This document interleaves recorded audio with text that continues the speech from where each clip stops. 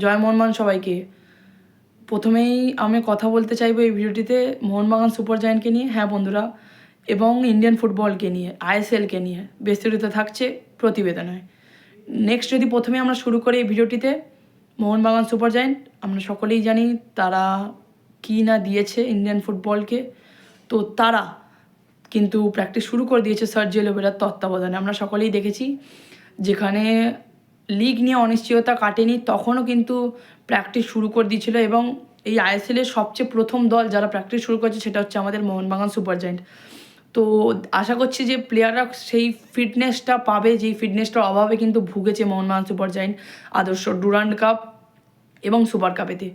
IFA shield মাত্র একটি trophy champion হয়েছে।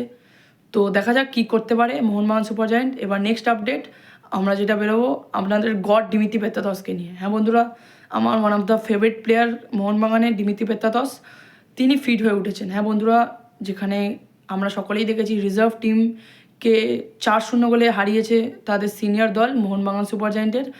এমনকি এর আগে ডায়মন্ড হারবার ম্যাচেও অনেক পজিটিভ সাইন দেখা গেছে, যেটা থেকে বোঝা গেছে যে হোসে ফ্রান্সিসকো মলিনার তত্ত্বাবধানে দিমিত্রি পেত্রাতস যে ফর্মটা নিয়ে কন্টিনিউ করেছিলেন সেই ফর্মটা থেকে অনেকটা বেরিয়ে আসতে পেরেছেন।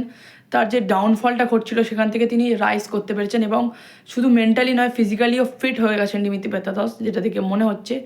এমনকি তিনি জানিয়েছেন যে আমি আরও বেশি ফিট হতে চাই। হ্যাঁ বন্ধুরা, এটাই জানাতে চান হয়তো ফ্যান্সদেরকে, কারণ আমরা সেই দিমিত্রি পেত্রাতসকে নিয়ে হয়তো আমরা 2-3 মাস আগে মজাক করছিলাম, যে অনেক কথা নিয়ে মজা হচ্ছিল। সেই দিমিত্রি পেত্রাতস অনেকটা মেলে ধরতে পেরেছে, এটা দেখে বোঝা যাচ্ছে। যেখানে আগের দিনের প্র্যাকটিসে আমরা সকলেই দেখেছি, যেখানে তার সতীর্থরা সাজঘরে ফিরে গেলেও তিনি কিন্তু সেখানে স্প্রিন্ট টেনেছেন। হ্যাঁ বন্ধুরা, মাঠেতে 9 থেকে 10 পাক স্প্রিন্ট টেনেছেন। স্প্রিন্ট মানে কিন্তু এটা নয় যে জগিং করেছেন বা হেঁটেছেন, স্প্রিন্ট মানে হচ্ছে দৌড়েছেন।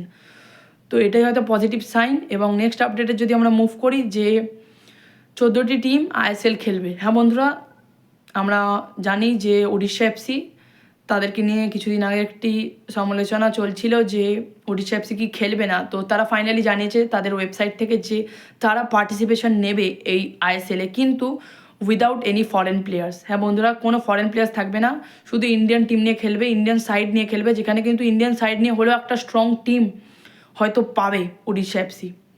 এবং নেক্সট আপডেট যদি বেরিয়ে আসছে সেটা হচ্ছে চেন্নাইন এফসিকে নিয়ে। তো চেন্নাইন এফসি জানিয়েছে যে তারা 2টি ফরেনারকে নিয়ে খেলবে এই আইএসএল, যেখানে এলসিনিও এবং ড্যানিয়েল চিমাচুক্কুই থাকতে চলেছে এই স্কোয়াডে। এবং হেড কোচ কোনো ফরেনার হেড কোচ নয়। হ্যাঁ বন্ধুরা, ঘরের ছেলে ক্লিফোর্ড মিরিন্ডাকে নিয়ে তারা কিন্তু কোচিং করাবে এই টুর্নামেন্টের জন্য।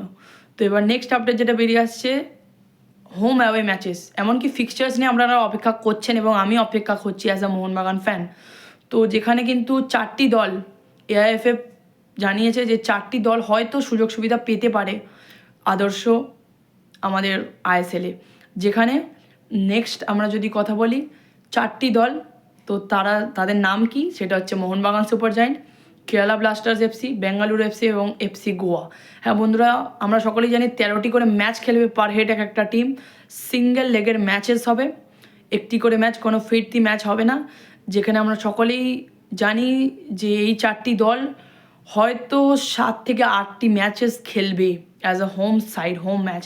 এবং যদি নেক্সট আপডেটে ফিরে যাই, সেখানে নেক্সট আপডেট এই ম্যাচেস নিয়ে, যেখানে ইন্টার কাশি এবং মোহামেডান এফসি তারা কিন্তু কোনো হোম ম্যাচেস খেলছে না। হ্যাঁ বন্ধুরা, এটাই এখন নিউজ যে হোম ম্যাচেস খেলবে না। তো একটা প্রেসারে ফিল করবে দেখা সেই টিমের প্লেয়ার্সরা। অবভিয়াসলি ইন্টার কাশি নবনিযুক্ত টিম আইএসএলে নিজেদের কীভাবে মেলে ধরতে পারবে। কিন্তু হ্যাঁ, একটা জিনিস খুব ভালো হবে, যেটা হচ্ছে কোনো রেলিগেশন থাকবে না এই টুর্নামেন্টে, এই আইএসএলে। এই বছর আইএসএলে কোনো রেলিগেশন থাকছে না। তো এবার নেক্সট আপডেট যেটা আমরা মুভ করব, সেটা হচ্ছে যুব ভারতীতে কি খেলবে মোহনবাগান সুপার জায়ান্ট।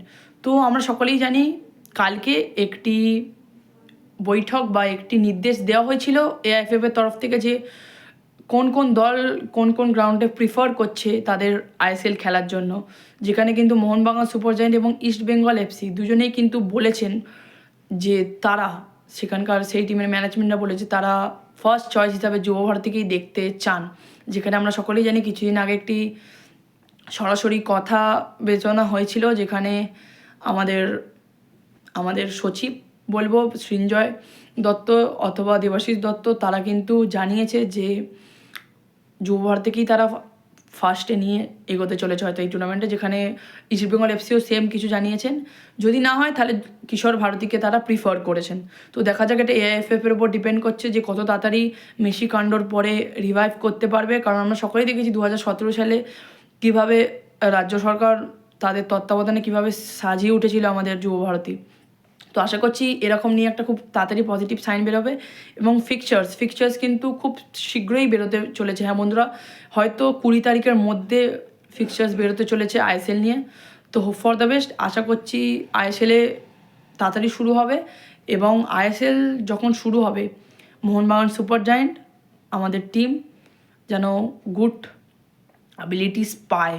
কারণ আমরা যদি কথা বলি 8টি বা 7টি যদি হোম ম্যাচেস মোহনবাগান খেলে না, তারা কিন্তু আবার টপে ফিনিশ করতে পারে। কারণ যদি রেকর্ড দেখি প্রিভিয়াস সিজনে, আমি দেখে শক হয়ে গেছি। আর আমরা সকলেই জানি একটিও লস হয়নি মোহনবাগান সুপার জায়েন্ট। হ্যাঁ বন্ধুরা, একটিও ম্যাচ হারেনি মোহনবাগান সুপার জায়েন্ট কিন্তু আগের মরশুমে।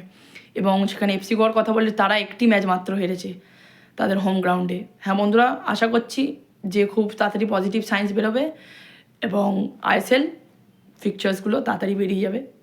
তো hope for the best. Joy Mohun Bagan.